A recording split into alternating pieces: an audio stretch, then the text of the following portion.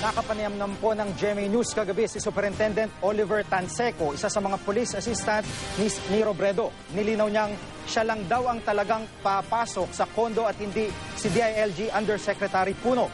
Nagpunta raw sila doon bilang pagtugon sa utos ni Pangulong Aquino na ilak at isecure ang mga tanggapan ni Robredo.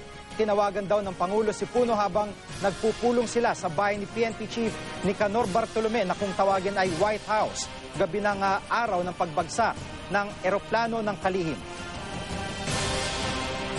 Walang pagpupumilit na pumasok si Yusek Puno. Sa katunayan, ako lang yung pumanik, ako yung tumingin ng kwarto para malaman na makita ko na secure naman yung kwarto at magbigay doon instruction doon sa kasambahay nila. Ang ginawa po ay pagsunod sa kautusan po ng ating Pangulo na kung saan sinabi niya na i-secure. Ang totoong ginawa po ay lockdown.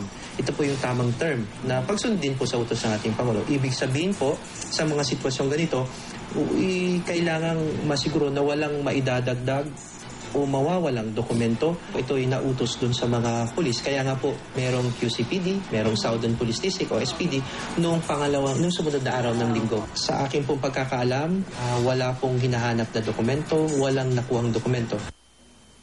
Ngayong hapon lang po ay nakapanayam ng GMA News ang Mrs. ni dating DILG Secretary Jessie Robredo.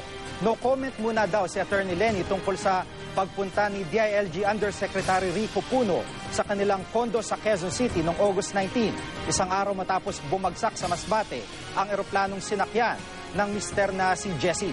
Pero nagkwento siya sa mga naganap noong araw na yun habang naghihintay sila ng balita tungkol sa kanyang mister. Narito po ang bahagi ng panayam ni JP Soriano kay Attorney Lenny Robredo.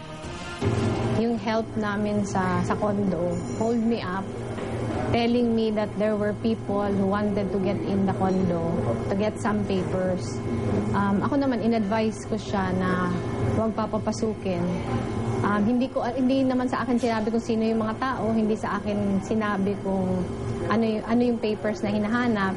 Pero sa akin kasi wala namang na-advise yung staff niya. Sinabi ko lang kay Sec Dinky na what the call was all about. Sabi ko, Sec, pwede bang patulong?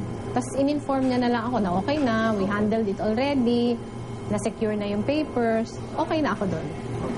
Kung ano man yung nangyari afterwards, wala na akong alam. Marami siyang kinikwento, good and bad, marami siyang kinikwento. Pero ako kasi ayoko na din yung parang i-reveal in public kasi sinabi yun sa akin ng asawa ko in confidence. Parang unfair din for him na yung sinabi niya sa akin in confidence, sasabihin ko. Palay ko, iaasa ko na lang yun kung sino may nagkakandak ng investigation. I told people around me na out na ako sa lahat na work-related concerns ng asawa ko. Kung pwedeng wag muna ako isali doon. Kasi mas importante sa akin ngayon yung mga anak ko.